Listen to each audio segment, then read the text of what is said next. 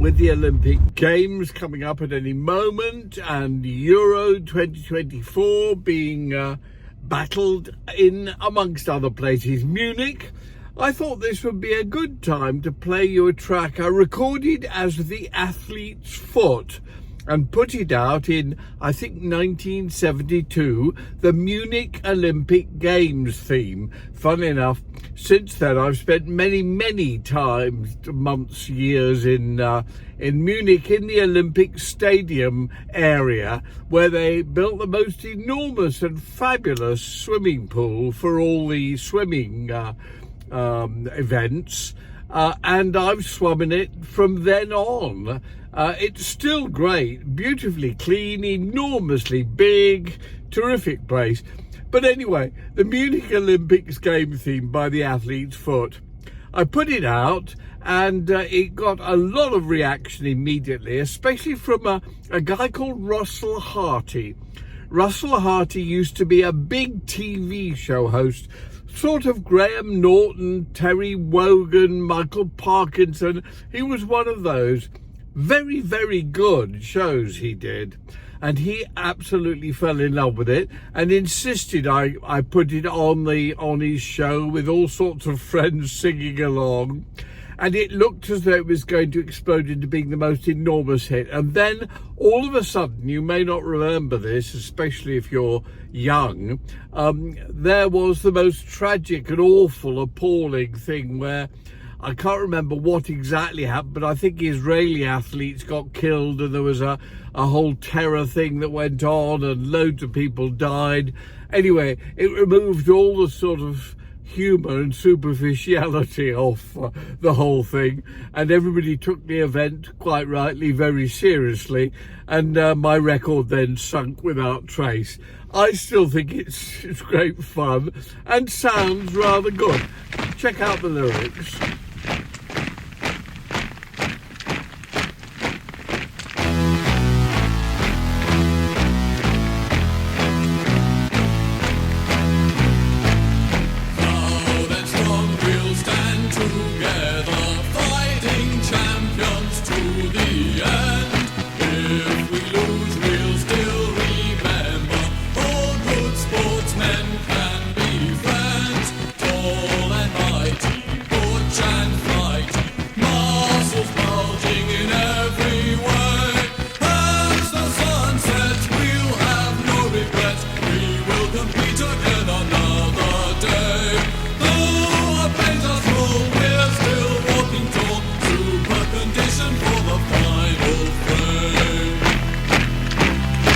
Many years ago, I used to stay here in the Hassler Hotel on top of the Spanish Steps here in Roma.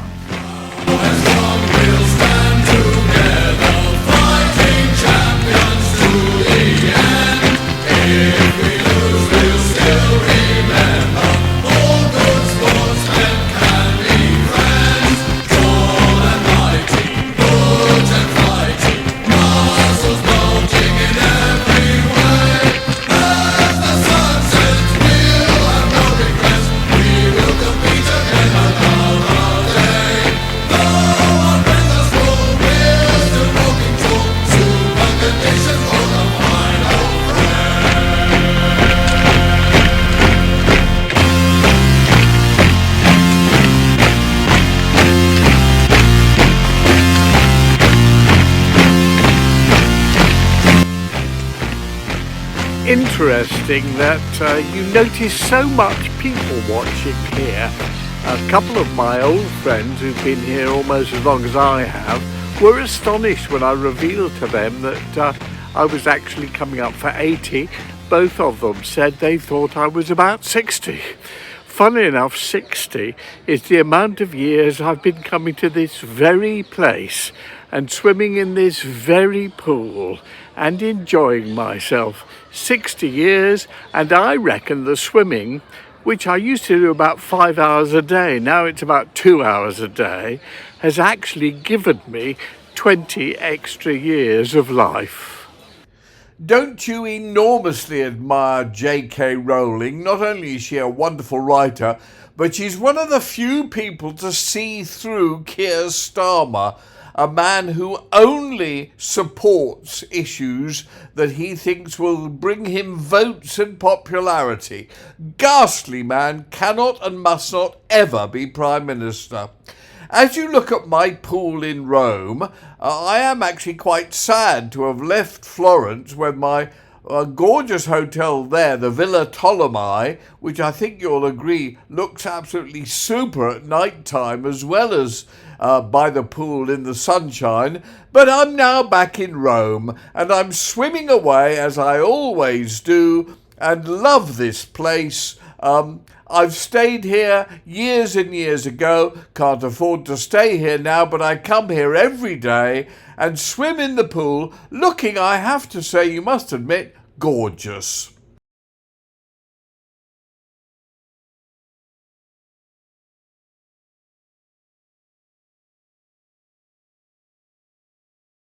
Last week I told you the story about Hooked on a Feeling, a song which I did an arrangement of that turned into a huge hit around the world. In the obituary to Mark James, who wrote the song, one of the newspapers, I think the New York Times, wrote that the version I arranged of Hooked on a Feeling had the incongruous start of ooga jagga, ooga ooga. And I thought to myself, yes, I suppose that was incongruous. And most of what I've done in my musical career and actually general career has been incongruous. It's not what people expect. And another example of that is when I took the Rolling Stones' fabulous song, I Can't Get No Satisfaction, and arranged it as a sort of country and western type song with a banjo in it, which was incongruous. And I have to say, Mick Jagger, who I bumped into fun enough, outside the Beverly Wilshire Hotel in Los Angeles, we were both waiting for our cars to arrive from the car park, and Mick said to me, Jonathan, your version is the second best version of that song. And I thought, well, obviously the first has got to be the Rolling Stones one, but that was quite a compliment coming from the writer.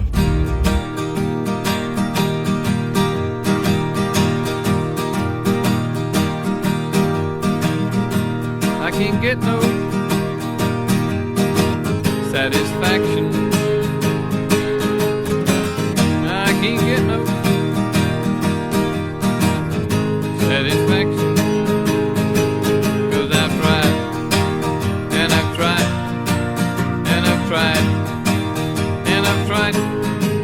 I can't get no, I can't get no. When I'm driving in my car, any man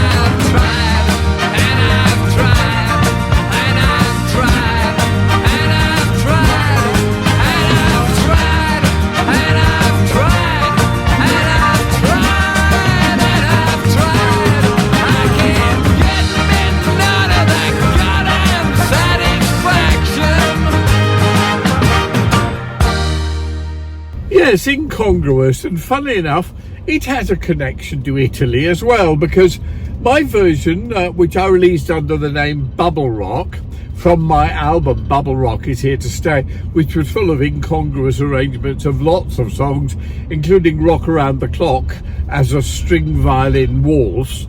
But anyway, it was a reasonable hit under the name Bubble Rock, sold me a few thousand, and actually was covered in Italy by a group called the Tritons, who had their only hit, but again it was an identical version, copy of my version of I Can Get No Satisfaction, and went to number one in Italy for weeks and weeks and weeks. And I was visiting Italy a lot at the time, and my dear friend Nino, who I miss like mad, I'll tell you about Nino in a moment. Anyway, he kept introducing me to people and saying that I was the person who'd done the original of this song, this version of the song. And as a result, all the young lads in Italy at the time, we're talking 1971, 2 or 3 or something like that, used to call me Aganghetno, because that was the bit of the song they all remembered. So I became Aganghetno, and probably am still thought of in the same way 50 or 60 years later. I met Nino in the late 1960s. He was the night manager in, I think, a 3-star hotel here in Rome, and we became close friends, and he remained so for all my life. And he lived in a place called San Basilio, which is just on the outskirts of Rome and is known for being the dodgy area of Rome. Almost everyone there is a villain. Even the young ones are just minor villains working up to be major villains. But of course, because they knew Nino and adored Nino, he was gay, and at that time an awful lot of the young men quite enjoyed an association with gay people before they got into the girls. And Nino was a superb, lovely man.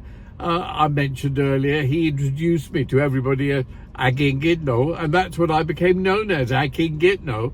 But Nino, sadly, when he got into his 80s, started getting quite Alzheimer's-ish. God knows, I know about that now, and losing his memory and bits and pieces like that. And he said to me many times he'd inherited this little flat, horrible little flat, but he still lived in it, inherited it from his parents. And although he had been married and had kids and everything when he was younger, he'd lost touch with all of them. And he said, "Jonathan, when I die, I have put in my will, I leave you my flat. You can have my flat and stay in it where you come to Italy and come to Rome." I thought, well, I can't think of anywhere else I'd like to stay less, but even so, it was very sweet of him. Anyway, towards the end, as I said, he got quite Alzheimer's, and one of the problems was when he went to bed, he was smoking a cigarette, and because he had Alzheimer's, he forgot he was smoking the cigarette, and he went to sleep, and the cigarette fell from his mouth into his bed and burnt him and his entire flat down. The result was, of course, nobody ever found his will, so I never got to inherit his flat, which someone bought years later, and occasionally I drive past and take a look at it just for old time's sake. Dear Nino, I miss him like mad. Nino taught me a bit of Italian because I had to learn some. I love the language anyway, and I knew I'd actually fallen completely in love with Rome years ago and in Italy, and I knew I was going to be coming here a lot and have done almost every year since then. And he taught me to start speaking Italian with a Roman dialogue, and he taught me the worst, most insulting and awful Roman swear word you could possibly imagine. Figlio di mignotta, mortacci tua vaffanculo porca madonna, which basically means you're the son of a prostitute, fuck off, and the Madonna was a pig. I mean, you can't say anything worse in Italian. Of course, as I always have to, I actually once wrote a song about it, which I think was rather good, quite melodic, very romantic, very sweet and innocent. Even when you hear the words in Italian, if you don't know Italian, you think, how lovely. But of course, if you do know Italian, you think, oh my God, I can't believe he's saying that.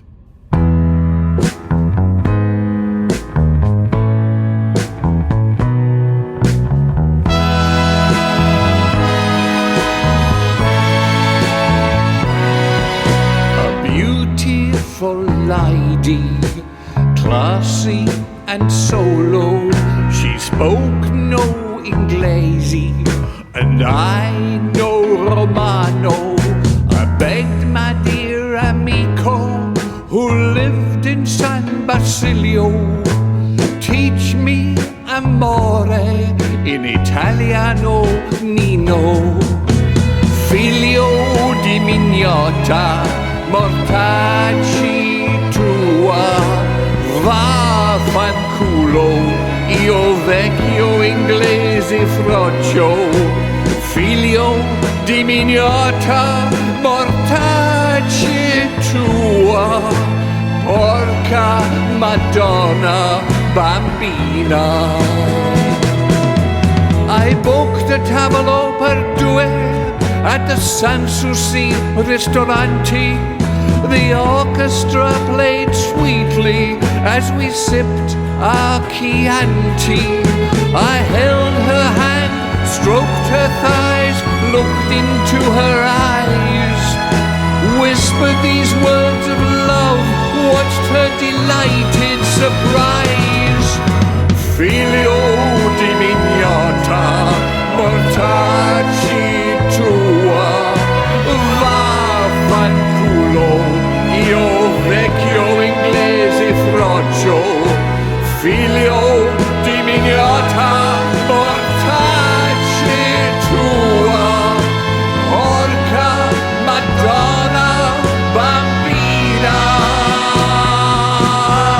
Figlio di mignota, mortacci tua, vaffanculo, io vecchio inglese froccio.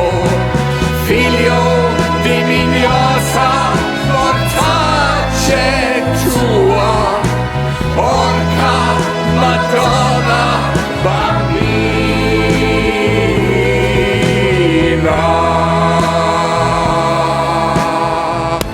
Ow!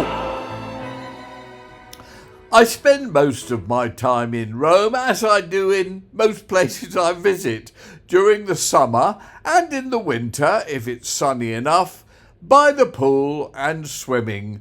I really love swimming, but I also love looking at the view, which is fantastic, and generally going around the beautiful city of Rome, which I have to say is probably the most beautiful city in the entire world.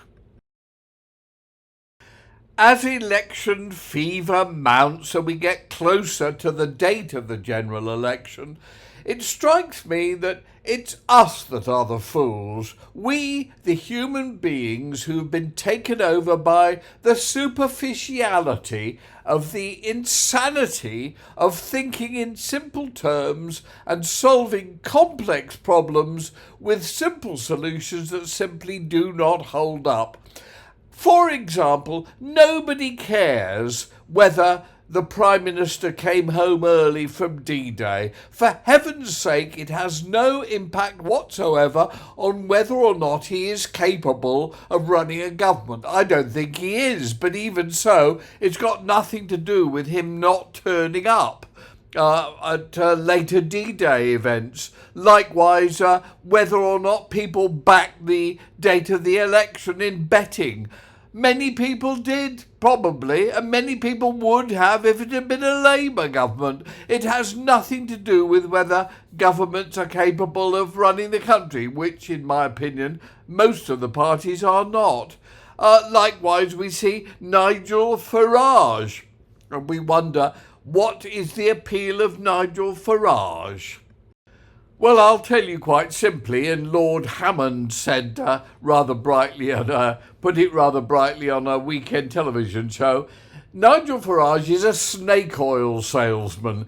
He has an enormous amount of charm. He knows how to use the media. In many ways, he's very similar to Donald Trump and also to Boris Johnson, both of whom had charisma and were able to sell the public simple solutions or snake oil. But the reality is, problems are complicated. They need complicated answers and solutions.